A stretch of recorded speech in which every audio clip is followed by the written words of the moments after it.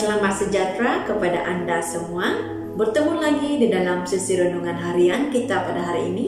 Hari ini saya akan berkongsi mengenai topik tembok jangan sampai runtuh. Di dalam Nehemia 1 ayat 3b. Tembok Yerusalem telah terbongkar dan pintu-pintu gerbangnya telah terbakar. Pada zaman dahulu, setiap negara dan kota memiliki tembok luar yang sangat kukuh untuk melindungi rakyatnya dan membentangi dari musuh, sehingga rakyat menjadi aman dan terlindung dari bahaya. Adalah sangat berbahaya apabila tembok itu sudah runtuh, apatah lagi pintu-pintu gerbangnya sudah terbakar, karena cepat atau lambat musuh dengan mudah menyerang. Tembok menggambarkan kehidupan kita.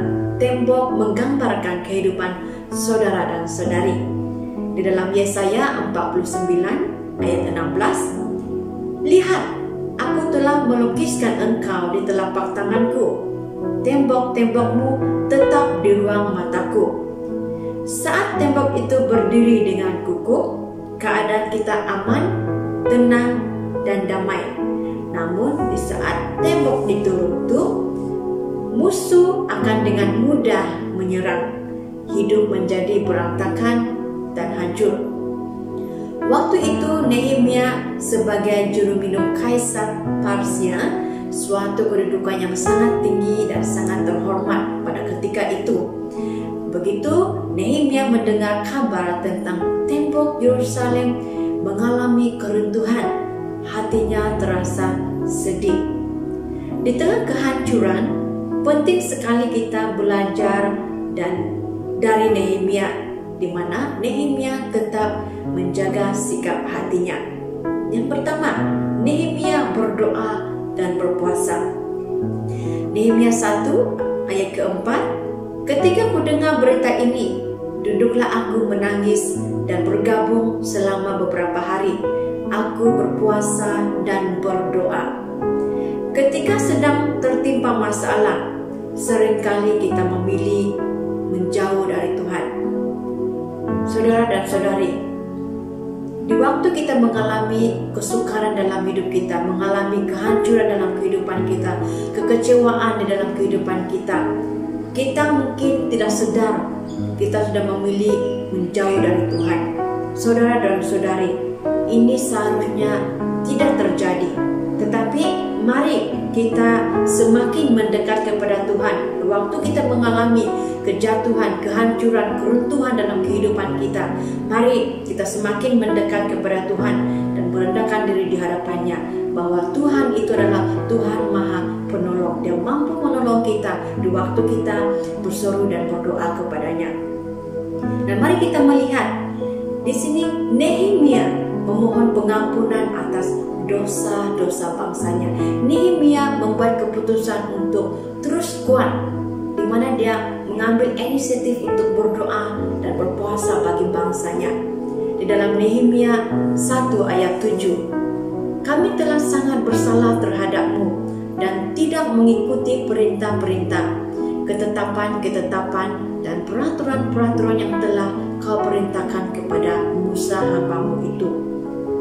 Nehemia mengambil keputusan untuk berdoa dan berpuasa bagi bangsanya. Nah, yang kedua, tetap melakukan tugasnya. Meski pertolongan Tuhan belum datang, Nehemia tetap mengerjakan tanggung jawabnya dengan baik. Dalam Nehemia 2 ayat pertama, menjadi tugasku untuk menyediakan anggur. Aku mengangkat anggur dan menyampaikannya kepada raja. Walau didera banyak masalah, jangan pernah tidak setia kepada Tuhan. Tetap kerjakan apa yang menjadi bahagian kita. Saudara dan saudari, di mana kita mengalami masalah dalam kehidupan kita, di mana kita mengalami dengan keadaan seperti dunia pada saat ini, kita mengalami kerisauan, kebimbangan di dalam kehidupan kita, dalam pekerjaan kita. Mari jangan itu menjadi sebagai alasan kita untuk tidak mengerjakan, tidak melakukan kehendak Tuhan, tidak tidak melayani Tuhan, berhenti melayani Tuhan, itu tidak benar dan itu tidak betul. Mari kita tetap melakukan tugas kita walau apapun yang terjadi dalam kehidupan kita. Mari kita tetap setia kepada Tuhan. Oke, kita tidak pernah lari, jangan pernah lari daripada Tuhan, tetapi mari kita terus tetap melakukan apa yang menjadi keinginan Tuhan, apa yang menjadi kerinduan kita selama ini. Jangan itu berhenti di situ saja, tetapi mari kita terus berjalan dan terus berlari untuk melakukan apa yang menjadi keinginan Tuhan dan kerinduan kita.